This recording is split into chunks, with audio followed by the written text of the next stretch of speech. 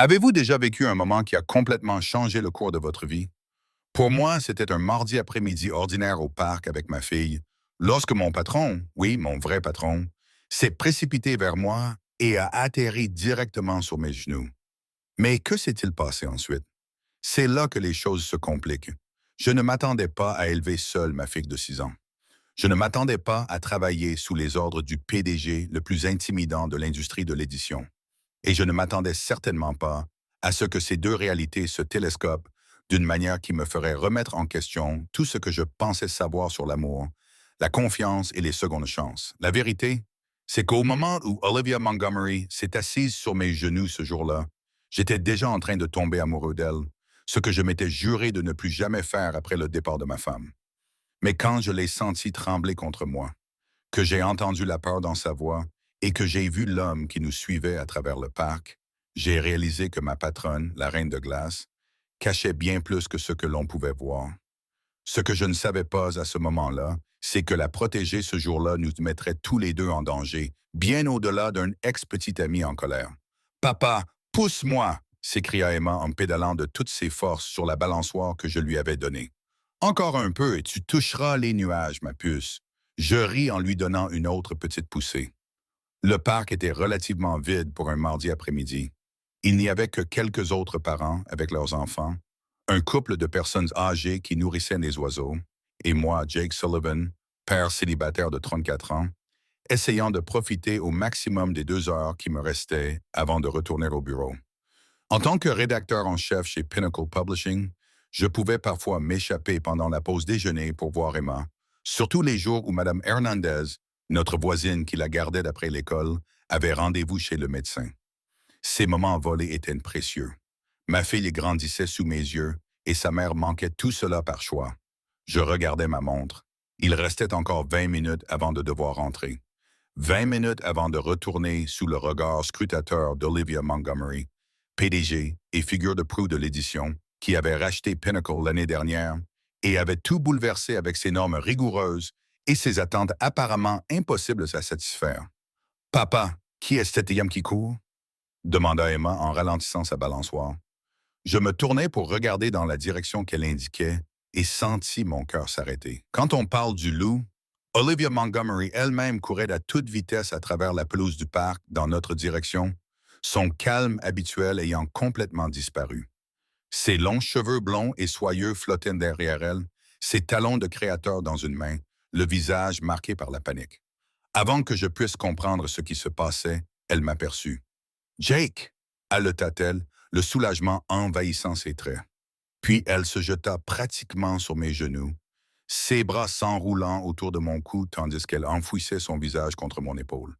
S'il te plaît, murmura-t-elle d'une voix tremblante. Fais comme si nous étions ensemble. Il me suit. Je passai instinctivement un bras autour de sa taille, la sentant trembler contre moi. Calme-toi, lui murmurai-je dans les cheveux. Je suis là. Emma nous regardait, son petit visage plissé de confusion. Papa, pourquoi ton patron est assis sur toi? Olivia se raidit contre moi et je pouvais sentir son cœur battre à tout rompre à travers son chemisier en soie. Je suivis son regard terrifié vers un homme grand, vêtu d'un costume coûteux, qui scrutait le parc, le visage déformé par la colère. Emma, ma chérie, dis-je calmement, même si mon propre pouls s'accélérait. Voici Madame Montgomery. Elle joue à cache-cache avec nous. N'est-ce pas amusant? Les yeux d'Emma s'écarquillèrent d'excitation, complètement inconsciente de la tension. J'adore cache-cache. Je serrai Olivia contre moi, une main caressant ses cheveux dans ce que j'espérais être un geste intime pour quiconque nous observait. Qui est-il? Murmurai-je à son oreille.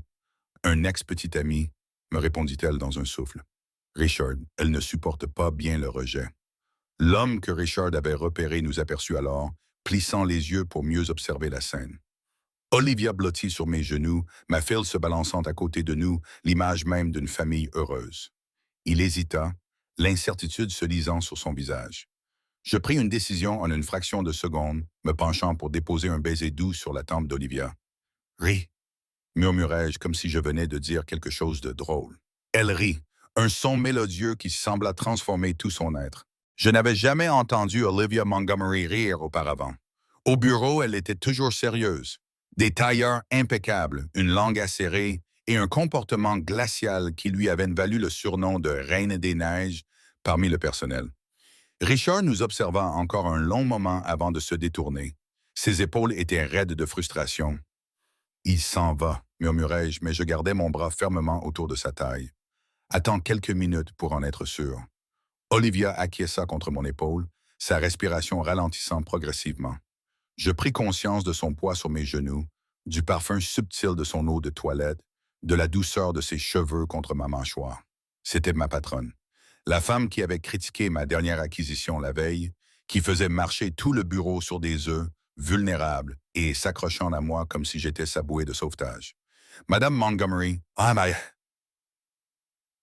vous voulez me pousser sur la balançoire? Demanda Emma, complètement inconsciente de la tension qui nous entourait.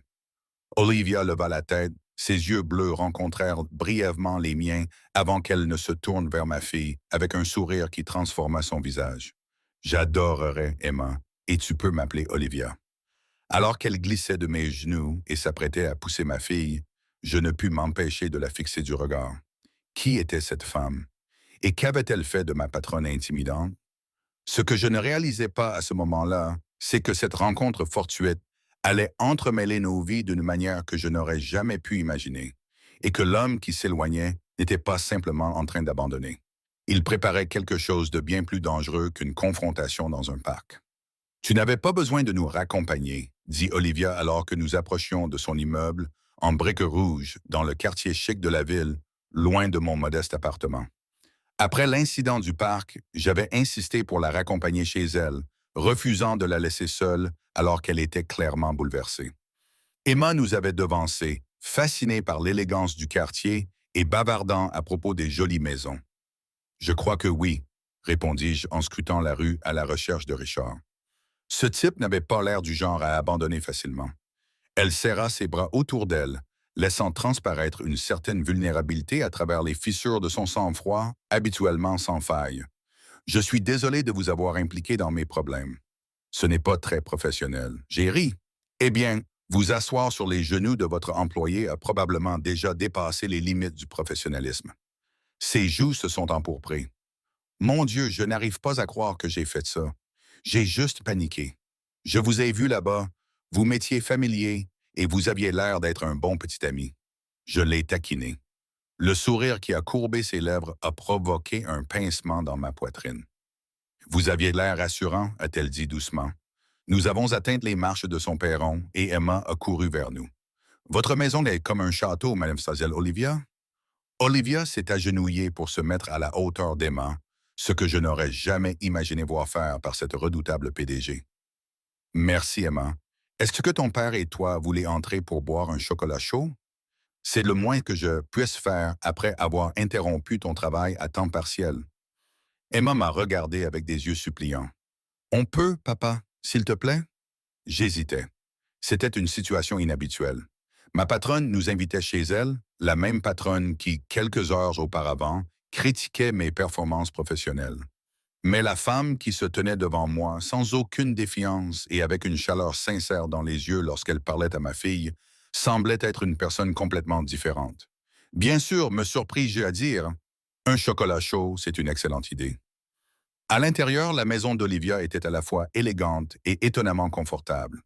Des œuvres d'art modernes ornaient les murs, mais il y avait aussi des canapés moelleux et des étagères débordant de romans usés. Alors qu'elle se dirigeait vers la cuisine pour préparer nos boissons, j'ai remarqué une photo encadrée sur une table d'appoint, une Olivia plus jeune avec une femme plus âgée qui avait les mêmes yeux bleus saisissants. Ma mère, a-t-elle dit, remarquant mon regard alors qu'elle revenait avec les tasses. Elle est décédée il y a 3 ans. Je suis désolé, ai-je dit en acceptant la tasse fumante. Étiez-vous proche? Quelque chose a vacillé dans ses yeux, une douleur rapidement masquée. Elle était tout pour moi. Après le départ de mon père quand j'avais 4 ans, nous étions seuls contre le monde. Le parallèle avec ma propre situation avec Emma ne m'a pas échappé. Une mère célibataire, hein? Ça n'a pas dû être facile. Ça n'a pas été facile, dit-elle en regardant Emma explorer les étagères avec ses petits doigts prudents. Mais elle était incroyable. Elle a monté sa propre entreprise à partir de rien. Elle a fait en sorte que je ne me sente jamais privé de quoi que ce soit. Elle fit une pause, une ombre passant sur son visage. C'est pour ça que je ne peux pas être avec Richard. Il me rappelait trop mon père. Charmant en surface, mais dominateur en dessous, dessous. J'acquiesçais, comprenant enfin. Combien de temps êtes-vous restés ensemble? 8 mois. Trop longtemps. Elle but une gorgée de chocolat. Au début, il semblait parfait, brillant, attentionné. Quand j'ai réalisé à quel point il était possessif, qu'il essayait de m'isoler de mes amis, de dicter ma carrière, j'étais déjà trop impliqué. Mais vous vous en êtes sorti, fis-je remarquer. Elle me regarda dans les yeux. La semaine dernière, il ne l'a pas bien pris. Emma est arrivée en bondissant, une moustache de chocolat ornant sa lèvre supérieure.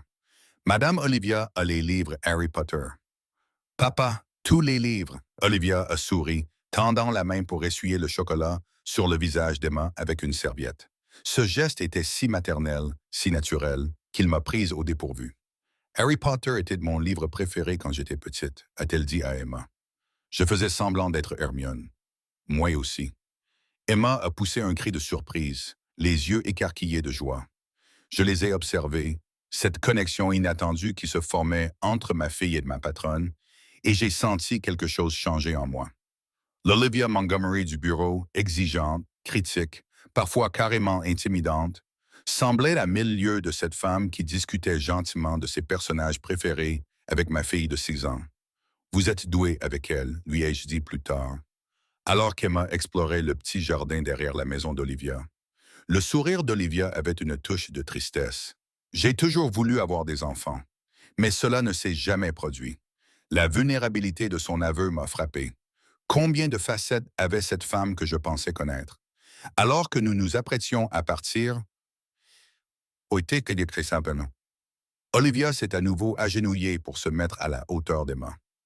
Merci de m'avoir prêté ton papa aujourd'hui, alors que j'avais besoin d'aide, a-t-elle dit sérieusement.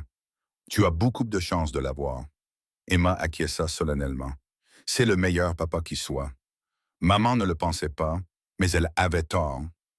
Je grimaçais devant l'évaluation sans détour de ma fille, mais Olivia se contenta de lui serrer la main. Eh bien, je pense aussi que ton papa est assez spécial. Elle leva les yeux vers moi, et quelque chose d'électrique passa entre nous. Peut-être la reconnaissance de blessures communes et d'un lien inattendu. Ce que je ne savais pas à ce moment-là, c'est que notre moment de paix était temporaire. Richard nous avait vus ensemble, nous avait suivis et observait maintenant la maison d'Olivia depuis l'autre côté de la rue, sa jalousie et son obsession se transformant en quelque chose de dangereux. Et il n'agissait pas seul. Le lendemain matin, au bureau, l'atmosphère était surréaliste. Olivia passa devant mon bureau dans sa tenue impeccable habituelle. Aujourd'hui, elle portait une robe bleu marine sur mesure qui mettait en valeur sa silhouette parfaite et me salua d'un simple signe de tête. Sans le léger adoucissement de son regard lorsqu'il croisa le mien, j'aurais pu imaginer que toute la journée précédente n'était qu'un rêve.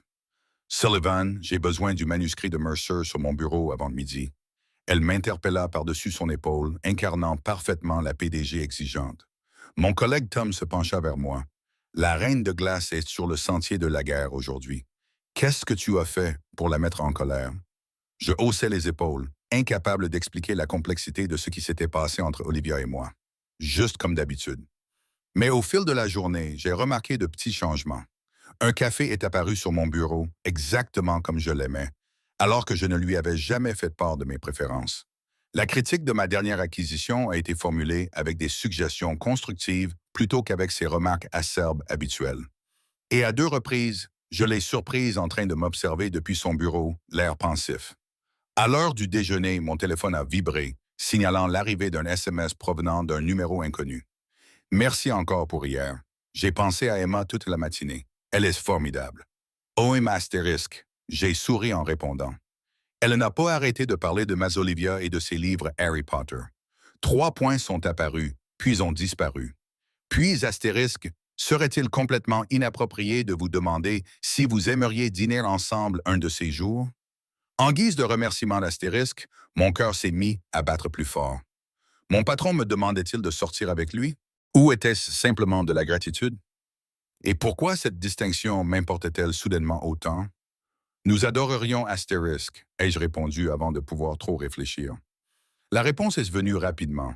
Ce soir à 19 h, je cuisinerai astérisque. Alors que je fixais mon téléphone, Tom a sifflé doucement. Ça doit être un message important pour que tu aies cette expression sur le visage. Un rendez-vous galant. Quelque chose comme ça, murmurai-je, encore en train d'assimiler l'invitation.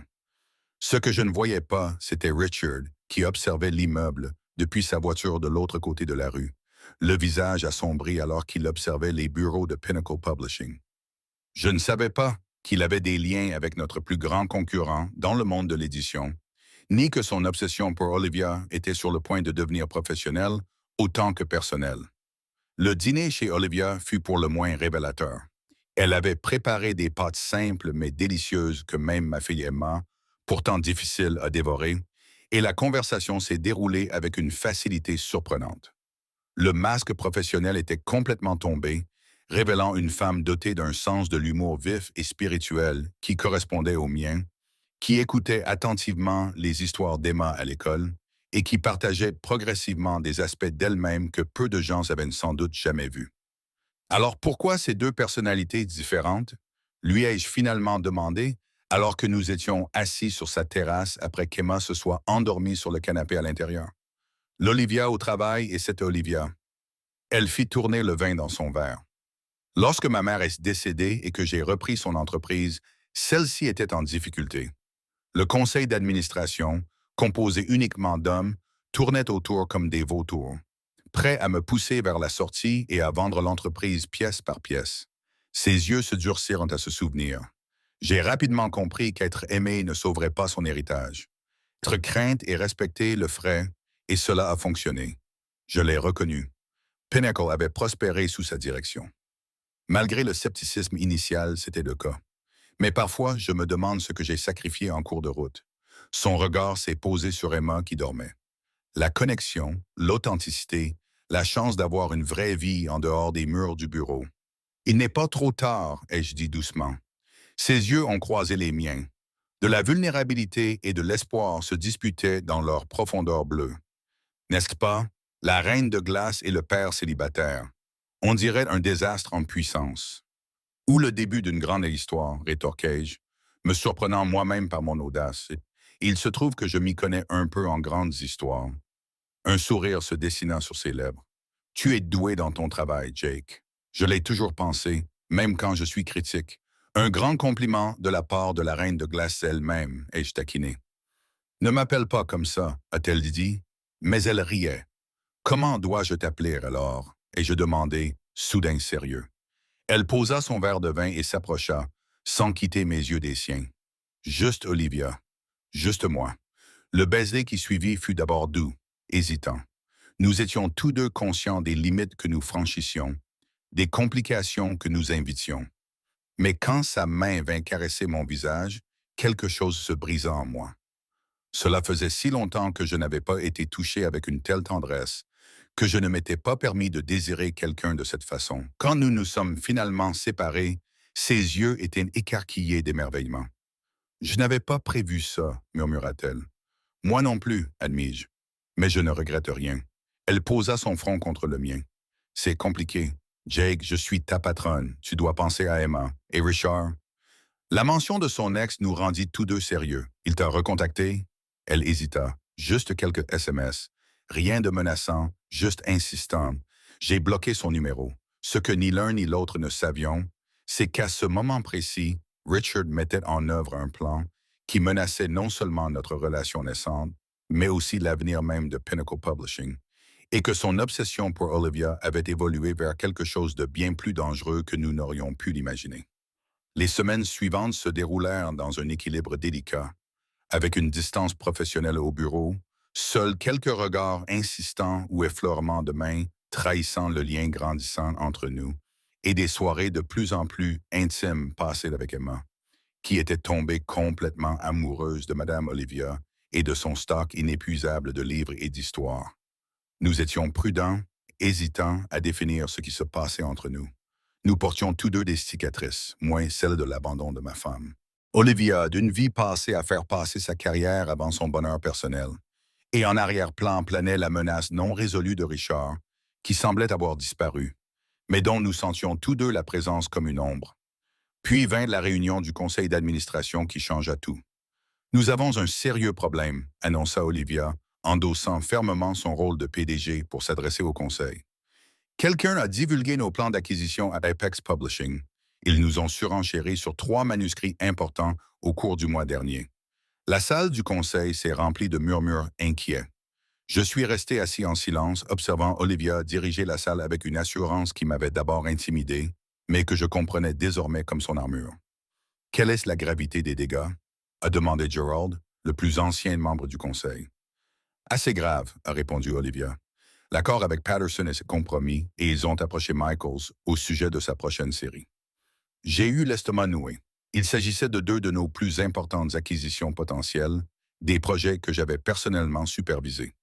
Avons-nous une idée de qui est à l'origine de la fuite? Ai-je demandé. Olivia a brièvement croisé mon regard. Pas encore. Mais j'ai engagé un consultant en sécurité pour mener l'enquête. D'ici là, toutes les discussions relatives aux acquisitions seront limitées au cadre supérieur. Après la réunion, elle m'a appelé dans son bureau et a fermé la porte derrière nous. C'est Richard, a-t-elle dit sans préambule d'une voix basse. Il est lié à Apex par l'intermédiaire de son camarade de chambre à l'université, qui est l'actuel PDG. Je l'ai regardé fixement. Vous pensez qu'il utilise l'espionnage industriel comme moyen de vengeance? Je sais que cela semble paranoïaque, a-t-elle admis en passant la main dans ses cheveux soyeux. Mais le timing est trop fortuit. Les fuites ont commencé juste après que j'ai rompu avec lui. As-tu fait part de tes soupçons au conseil d'administration? Elle secoua la tête, faute de preuves. Il pense déjà que je suis trop émotive pour ce poste. Si je commence à accuser mon ex-petite amie de sabotage industriel, je m'approchais d'elle, luttant contre l'envie de lui prendre la main dans ce bureau, aux parois de verre où tout le monde pouvait nous voir. Que puis-je faire? Son regard s'adoucit. Tu le fais déjà. Sois simplement là. Ce que nous ne savions pas, c'est que le plan de Richard allait bien au-delà d'un simple sabotage d'entreprise. Il ne cherchait pas seulement à nuire à la société d'Olivia. Il s'efforçait systématiquement de démanteler toute sa vie, pièce par pièce. « Papa, pourquoi cet homme prend-il des photos de notre maison? » demanda Emma un matin, alors que nous partions pour l'école. Je me figeais, suivant son doigt pointé vers une voiture garée de l'autre côté de la rue. Le conducteur s'est rapidement éloigné lorsqu'il s'est rendu compte qu'il avait été repéré. Ce soir-là, j'ai raconté l'incident à Olivia. Son visage est devenu pâle. « Jake, je suis vraiment désolé. Je n'ai jamais voulu que cela affecte ta vie, ni celle d'Emma. »« Hé !» ai-je dit fermement, en prenant ses mains dans les miennes. « Ce n'est pas ta faute. C'est Richard qui dépasse les limites ici. » Elle a baissé les yeux vers nos doigts entrelacés. « Peut-être devrions-nous prendre un peu de recul jusqu'à ce que cette affaire soit réglée. »« C'est ce que tu veux? » lui ai-je demandé, le cœur serré.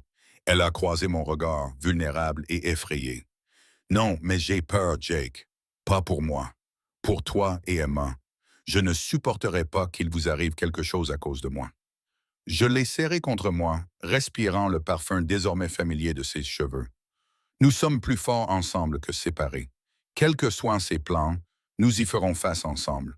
Cette nuit-là, alors qu'Emma dormait et qu'Olivia était blottie contre moi, je fis la promesse silencieuse de les protéger tous les deux, quoi qu'il arrive.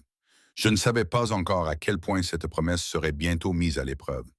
Le lendemain matin, j'arrivais au travail et trouvais le bureau en plein chaos. Pendant la nuit, quelqu'un avait divulgué des emails entre Olivia et le conseil d'administration. Des emails sortis de leur contexte pour faire croire qu'elle prévoyait de vendre des divisions de l'entreprise et de licencier du personnel. « Ce n'est pas vrai », insistait-elle alors que les employés paniqués exigeaient des réponses.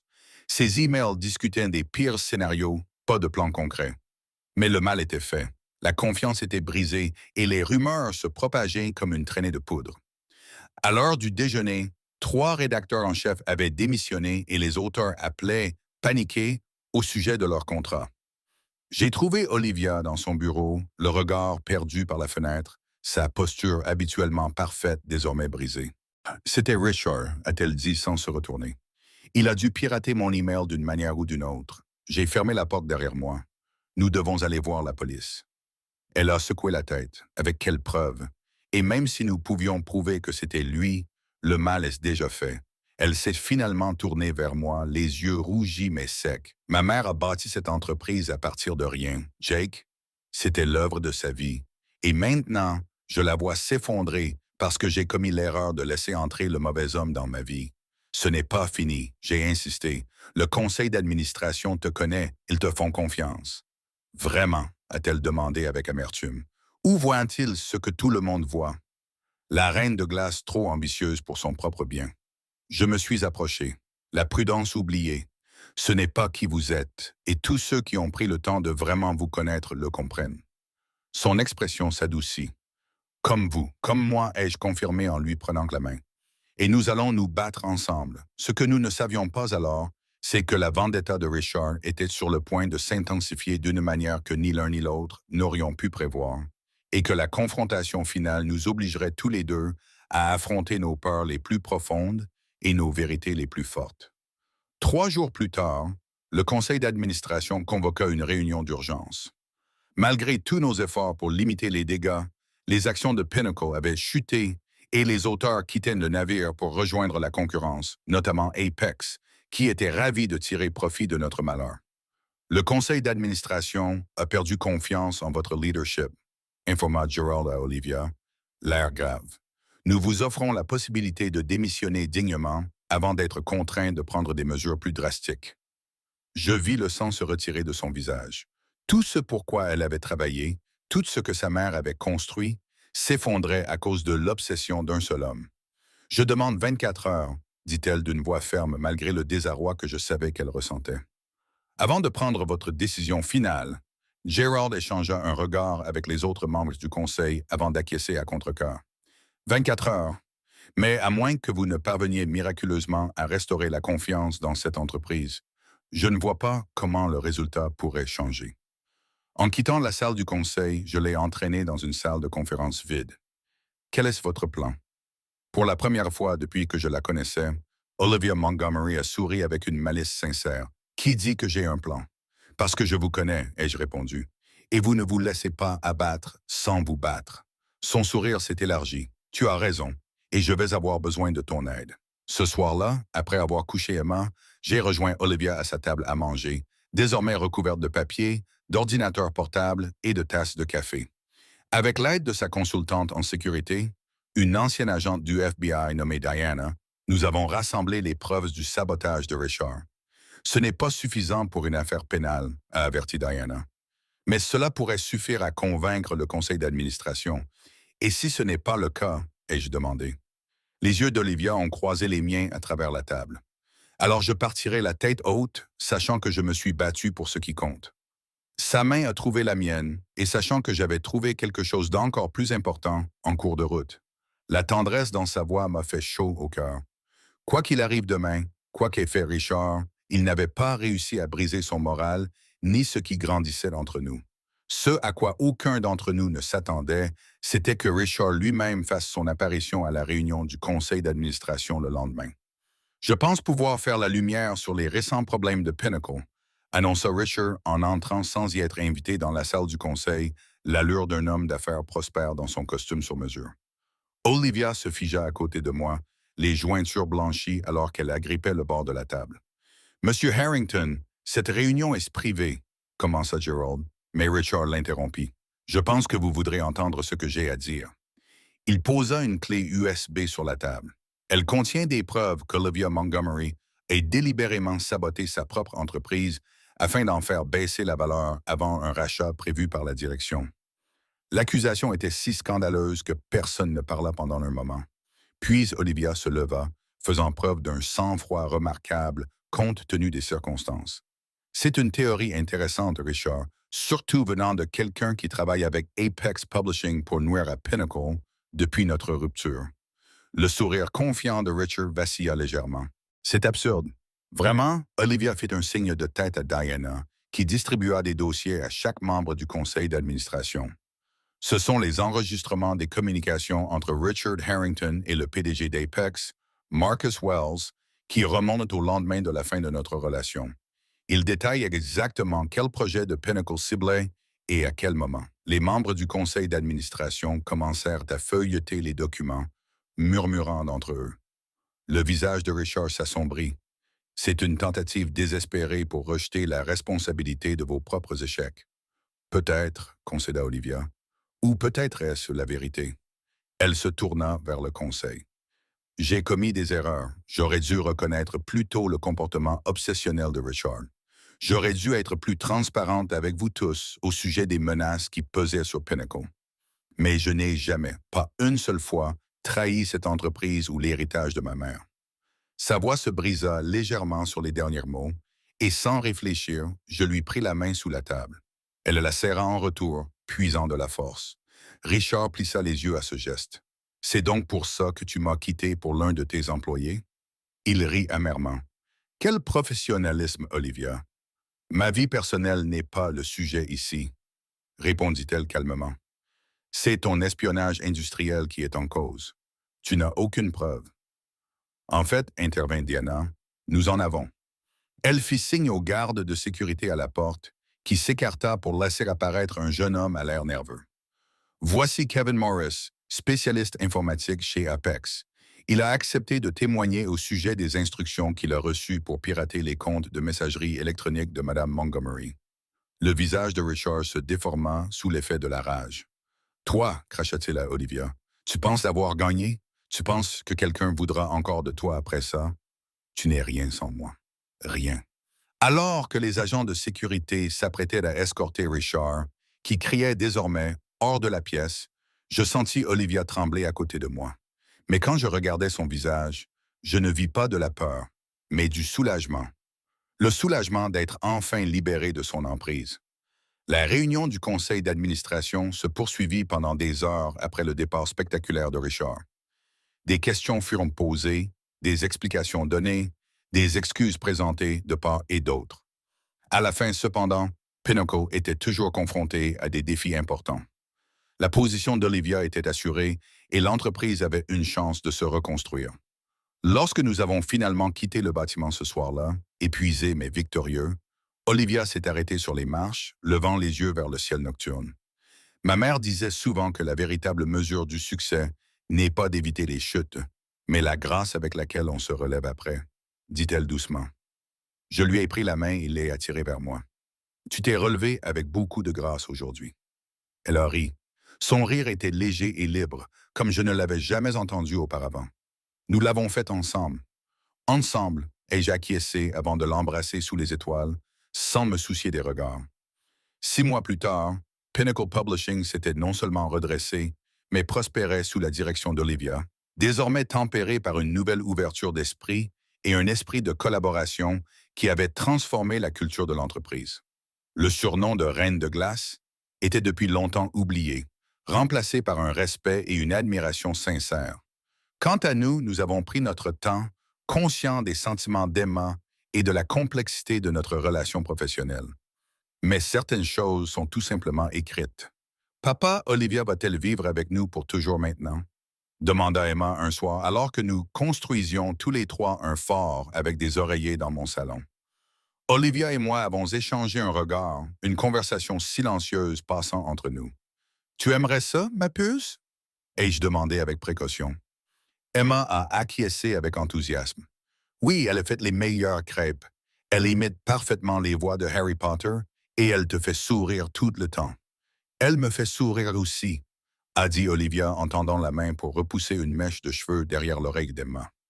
Vous le faites toutes les deux. Plus tard dans la soirée, alors qu'Emma dormait et que nous étions blottis l'une contre l'autre sur le canapé, j'ai enfin posé la question qui me trottait dans la tête depuis des semaines. Emménage avec nous, ai-je simplement dit. Non pas parce que c'est pratique ou commode, mais parce que je t'aime, parce qu'Emma t'aime, parce que nous sommes mieux ensemble que séparés. Les yeux d'Olivia se sont remplis de larmes. Tu es sûr? Ta vie était déjà assez compliquée avant que j'arrive avec tous mes bagages. Ma vie était à moitié vécue avant que tu ne t'assoies sur mes genoux dans ce parc. Je l'ai corrigée. Et je n'échangerai pas un seul moment de complication si cela signifiait ne pas t'avoir dans nos vies. Elle a ri à travers ses larmes. Depuis quand es-tu devenu si romantique? Je suis éditeur, lui ai-je rappelé. Je sais reconnaître une bonne histoire quand je la vis. Sa réponse fut un baiser qui contenait toutes les promesses de notre avenir. Compliqué, difficile, mais qui en vaut infiniment la peine. La vie ne nous donne pas toujours ce que nous attendons. Parfois, elle nous donne ce dont nous avons besoin sous la forme la plus inattendue. Une rencontre fortuite dans un parc, un patron sur vos genoux, un murmure rassurant. Je suis là pour toi. Cela devient une promesse tenue dans les moments les plus difficiles. Pour Olivia, Emma et moi, notre histoire ne s'est pas terminée par un « ils vécurent heureux ». Elle a commencé là, avec la compréhension que l'amour n'est pas une question de personnes parfaites qui se trouvent, hein, mais de personnes imparfaites qui se choisissent jour après jour à travers toutes les complications de la vie. Et si vous vous demandez si la reine de glace et le père célibataire pouvaient vraiment faire fonctionner leur relation, eh bien, 2 ans plus tard, alors que je regarde ma femme lire des histoires à notre fille avant de se coucher, sa main posée protectrice sur son ventre qui s'arrondit et où notre fils donne des coups d'épée d'impatient, je peux vous dire que certains risques valent la peine d'être pris. Certaines complications méritent d'être acceptées et certains amours méritent qu'on se batte pour eux, même s'ils semblent improbables à première vue. Si vous avez aimé cette histoire d'amour inattendu et de seconde chance, n'hésitez pas à liker cette vidéo et à vous abonner à notre chaîne pour découvrir d'autres contenus réconfortants qui nous rappellent que les plus beaux chapitres de la vie commencent souvent par ces moments les plus difficiles. Et nous aimerions savoir depuis quel endroit du monde vous regardez cette vidéo. Indiquez votre pays dans les commentaires ci-dessous et dites-nous si vous avez déjà vécu une rencontre inattendue qui a changé votre vie pour toujours.